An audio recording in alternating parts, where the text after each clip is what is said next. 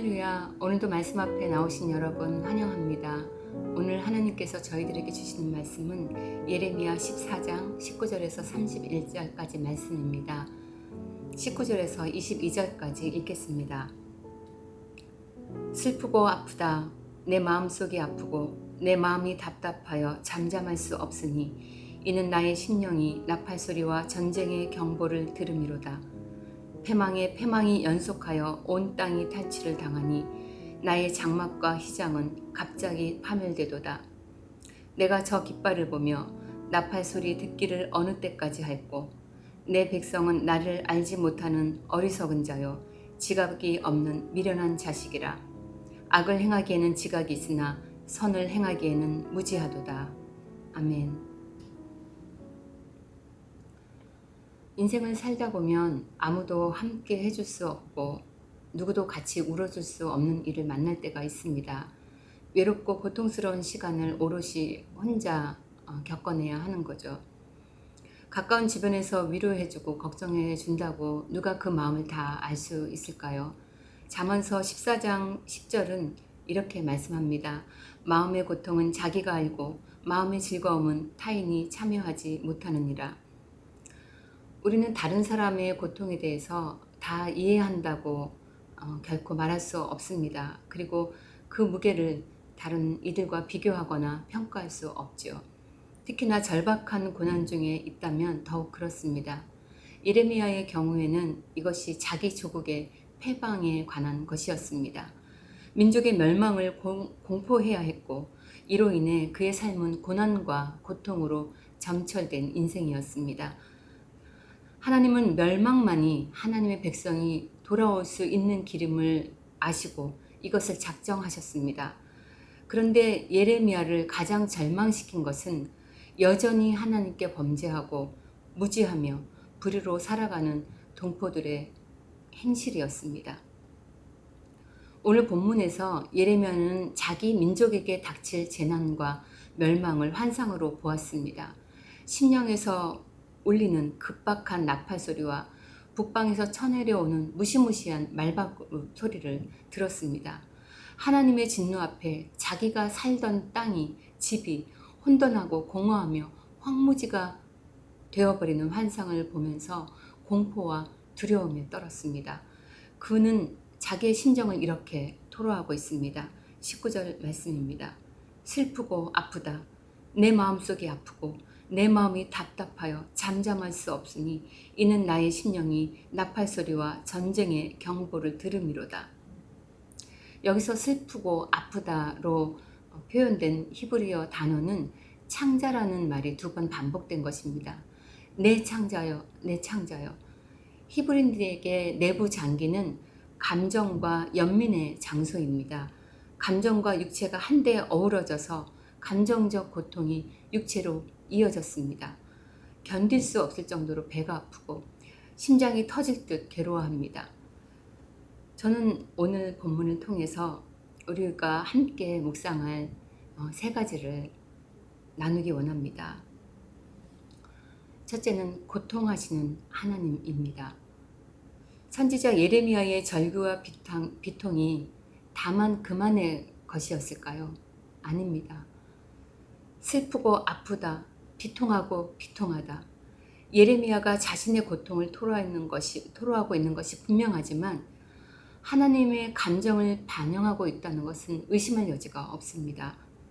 하나님은 예레미야를 통해서 당신의 심정을 비추고 계시고 고통 속에 계신 하나님을 보여주고 계십니다. 예레미야의 절규와 비통은 하나님의 아프심이고 잠잠할 수 없으심입니다. 22절은 자기 백성을 향한 하나님의 한탄을 표현하고 있습니다. 22절 말씀입니다. 내 백성은 나를 알지 못하는 어리석은 자요 지각이 없는 미련한 자식이라. 악을 행하기에는 지각이 있으나 선을 행하기에는 무지하도다. 이 말씀을 표준 세번역은 좀 더 자세히 풀어주고 있습니다. 표준 세번역의 말씀으로 22절을 다시 보겠습니다. 나의 백성은 참으로 어리석구나. 그들은 나를 알지 못한다. 그들은 모두 어리석은 자식들이요 전혀 깨달을 줄 모르는 자식들이다. 악한 일을 하는 데에는 슬기로우면서도 좋은 일을 할 줄 모른다. 백성들이 나팔 소리와 경보를 듣지도 깨닫지도 못한 이유는 하나님을 알지 못했기 때문입니다. 여호와를 경외하는 것이 지혜의 근본이라고 우리는 배웠습니다. 그런데 하나님의 유일한 선민인 이스라엘이 여호와를 알려고 하지 않았습니다. 과부와 나그네로 상징되는 소외된 이들의 눈물과 상함에 관심을 두지 않고 하나님 앞에서 범죄하고 불의를 행했습니다. 하나님은 이를 한탄하시고 고통하셨습니다.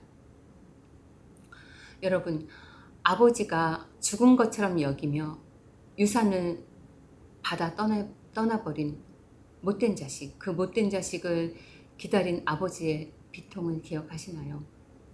탕자의 비유 이야기입니다. 아버지는 둘째 아들을 측은히 여겼다고 누가복음은 기록합니다. 누가복음 15장 20절 말씀입니다. 아직도 거리가 먼데 아버지가 그를 보고 측은히 여겨 달려가 목을 안고 입을 맞추니. 특이하게도 여기에 측은히 여기다라는 단어는 그 뿌리가 창자라는 단어에 닿아 있습니다. 그냥 가엾고 불쌍한 정도가 아닌 거죠.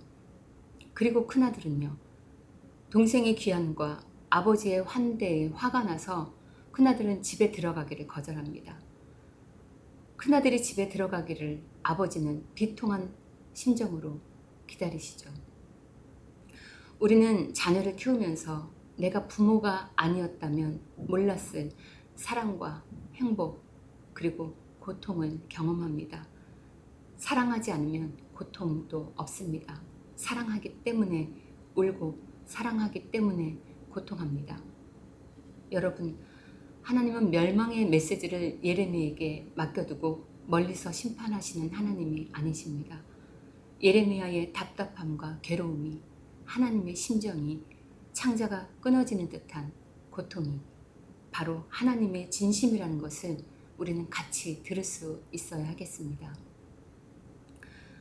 두 번째 생각해 보고 싶은 것은 고통할 줄 아는 사람에 관한 것입니다. 하나님의 심정이 그러하다면 우리도 예레미야처럼 눈물로 애통할 수 있는 사람이어야겠습니다. 우리는 사랑이 없고 점점 돈을 사랑하고 악독하고 내 권리와 이익에는 빠르고 다른 사람에게는 엄격한 잣대를 들이대는 내 자신의 모습과 이 세대를 한탄할 수 있어야겠습니다. 디모데후서 3장의 말씀을 읽어보면 우리가 사는 지금이 바로 멸망의 시대라는 것을 알게 됩니다. 디모데후서 3장 1절에서 3절 말씀입니다. 말세에 고통하는 때가 이르러 사람들이 자기를 사랑하며 돈을 사랑하며 자랑하며 교만하며 비방하며 부모를 거역하며 감사하지 아니하며 거룩하지 아니하며 무정하며 사나우며 선한 것을 좋아하지 아니하며 자만하며 쾌락을 사랑하기를 하나님 사랑하는 것보다 더하며. 어떠세요? 너무나 익숙하게 매일 경험하고 있는 그리고 목도하고 있는 일상이 아닙니까? 여러분 이번 한 주에 누구를 만나셨나요? 어떤 대화가 오갔고 어떤 거리를 걸으셨나요? 어떤 뉴스와 어떤 TV 프로그램을 보셨습니까? 쉴 새 없이 너만을 사랑하라고 하는 세상의 가치관이 미디어만 열면 쏟아지고 있습니다. 광고와 드라마와 게임과 만화와 유튜브에서 아이들에게 주입되고 있습니다. 세상의 힘은 돈이라고, 그것이 인생의 주인이라고, 왕이라고 그렇게 가르치고 있습니다. 우리는 세상의 원리들을 보며 이 세대를 한탄할 수 있어야 합니다. 하나님을 인식하며 하나님의 고통을 품고 살았던 예레미야처럼 우리는 고통에 깨어나야 합니다. 하나님의 한탄을 우리도 한탄하고 주님이 아프시면 나도 애통하고 자녀를 위해 이 세대를 위해 고통해야겠습니다. 하나님의 택한 선민이라면서도 하나님께 무지했던 유다 백성들처럼 예수님의 존재를 알면서도 그 예수가 바로 구원자 그리스도라는 것을 알지 못하는 이 세대들을 위해 고통할 줄 아는 사람이 되어야겠습니다. 이스라엘의 운명, 이들의 미래는 결정되었습니다. 이미 결정되었지만 이 절망적인 이 상황 속에서도 희망이 존재했습니다. 작정하셨고 돌이키지 않으리라고 하시면서도 하나님은 27절에 하나님의 본심을 남기고 계십니다. 27절 말씀입니다. 이 온 땅이 황폐할 것이나 내가 진멸하지는 아니할 것이라. 그리고 이후에 31장에 가면 더욱 분명하게 회복을 약속하셨습니다. 예레미야 31장 33절의 말씀입니다. 내가 나의 법을 그들의 속에 두며 그들의 마음에 기록하여 나는 그들의 하나님이 되고 그들은 내 백성이 될 것이라. 자기 민족을 위해 하나님을 위해 애통하며 고통했던 예레미야. 아마도 그는 이 회복을 마치 지금 자기 눈으로 보고 있는 것처럼 그렇게 기뻐하며 외쳤을 것입니다.